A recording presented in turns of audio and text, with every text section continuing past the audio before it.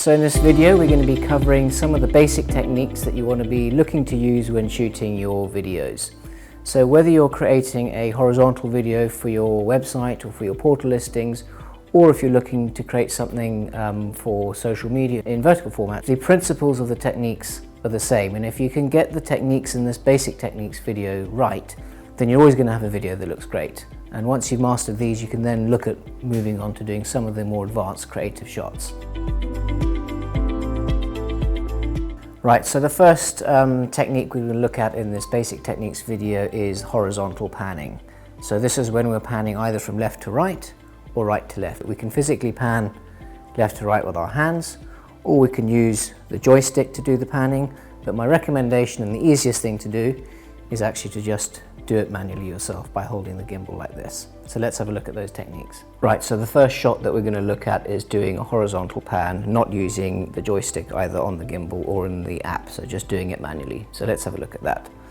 So the first thing I'll do is check what mode I'm on the DJI Mimo app. To check the mode, we have this M button, so if I click that once, it shows the mode tilt locked. I don't want tilt locked for a pan shot.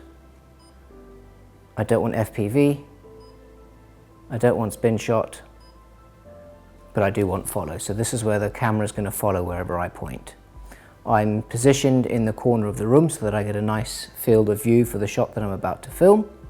The last thing I need to do is check the light.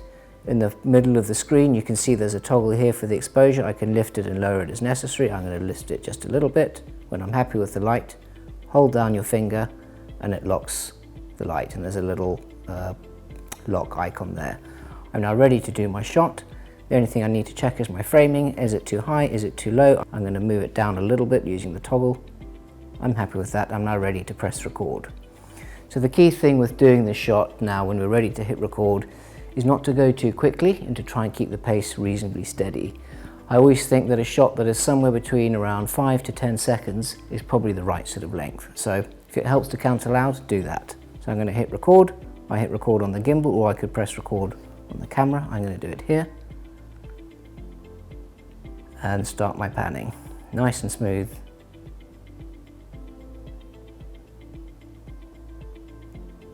And press stop recording. Don't worry too much if you're shaking at the beginning or the end of your shot, because we'll cut that out the shot. So get your shot in the can, then press stop recording. So I'll just mimic the action again, nice and steady, nice and slow, just rotating my torso. That's the action you want to do. So whether you're filming in horizontal format like I'm doing at the moment, or in vertical format, the technique is the same. Just a gentle shoulder rotation, rotate your torso, nice and steady pace, 5 to 10 seconds. Right, so we're now going to have a look at a different way of doing the panning shot. So the same principles apply in terms of setting your filming mode to follow, checking where you're standing, setting your exposure, locking your exposure.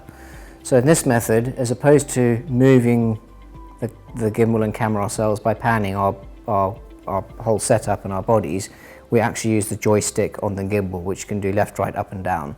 It's quite sensitive, although you can set the settings you can change the settings to slow, medium and fast. These ones are set to medium. We've got a separate video on the app settings, but this is how you do it. So you would press record and you then toggle the joystick. It's quite sensitive, so I'm going to go right. When I'm done, press stop. I'll do the same thing coming back, press record, come back.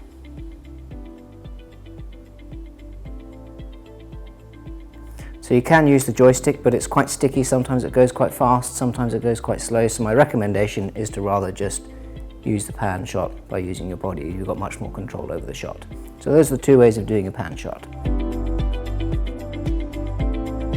Right, so the next shot we're going to look at is pretty similar in principle to a horizontal pan, but as opposed to panning from left to right, we're panning from up to down. So this is just a different sort of style of shot. It works quite well if you have high ceilings or big spaces, but even if you don't, it's just a different stylistic shot to panning from left to right.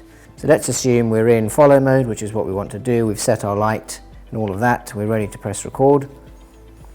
The technique for doing this, again, we'll go on to using the joystick, but the technique for doing it in person, there's sort of two ways you can do it. You can either be quite wristy, so you're kind of doing the panning by using your wrists like that, or you can be more raising your arms. I personally find that somewhere that does a bit of both is the easiest. So I'm going to press record, frame my shot. I start to lift the camera a bit and I'm starting to pull my wrists back a little bit. When I get to the top, press stop. I can do the inverse, start at the top, come back down, camera's coming down a bit, my wrists are moving forward a bit. So that's the technique I find easiest, which is a bit of wrist movement but also raising my arms up and down a bit. If you prefer to be wristy, stick with that. If you prefer to be more stiff-armed and go up and down like that, whichever you find more comfortable. But it's the same principle as the horizontal videos. If we now look at doing a vertical shot using the joystick, it's the same as the horizontal one, but as opposed to moving the joystick left to right, we'll move it up to down. So we press record. I'm going to get my shot framed. And when you're ready, I'm going to start pushing the joystick up. Same thing, I can bring it back down.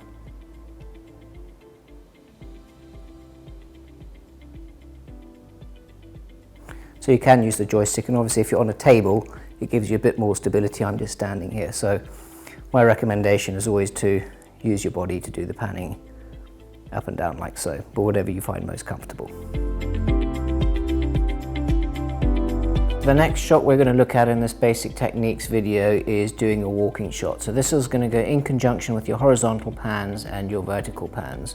So when we're talking about a walking shot here, what we're talking about is a forward motion. So we're not talking about walking forwards and then turning left, panning up, looking right, doing something else. This is just a straight motion shot. So the camera is only ever going to be pointing dead straight. And the technique with this is to try and keep enough momentum so that we're sort of removing the bumps from our walking steps. If we go too slowly, you find you'll get more of the sort of natural sense of a step. Whereas if you go a bit more quickly, you will start to glide a bit more. I always like to think of the technique as if you imagine stepping but without too much sort of heel to toe. If you try step quite flat-footed, it helps you get that sort of gliding motion. I tend to bend my knees a bit, I find that helps as well. So the mode we want to be in to shoot this is tilt locked, so that'll stop any vertical movement in the camera. If you're in follow mode and you forget to put it into tilt locked, it's not a problem. So long as you get the technique right, it should still be pretty smooth. So again, we'll do our framing, set our light, check we're in the right mode, we're in tilt locked, and when we're ready to press record, we press record. And this is the sort of technique that we're going to go with. I'm going to make sure I'm in tilt locked. I'm in tilt locked, I'm going to press record. Again, to little crouch position, and I'm going to walk quite flat-footed, not too slow, but not too fast. Okay, we'll do that again. Before I just redo that, just in terms of when you might want to use this shot, so this is used for going into spaces. So as you come through a front door, if you've got someone on the inside that can open the door as you walk through and you walk forwards, going down a corridor, going into a space, going into a bedroom, going into a bathroom, going through a main living space, through a kitchen. So it's a forward motion shot where we get that sense of movement moving through a space. So those are the sorts of shots that it might work for.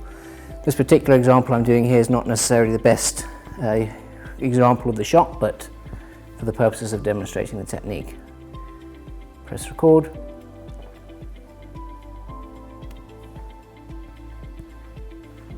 So that's a walking shot, keeping the camera nice and straight.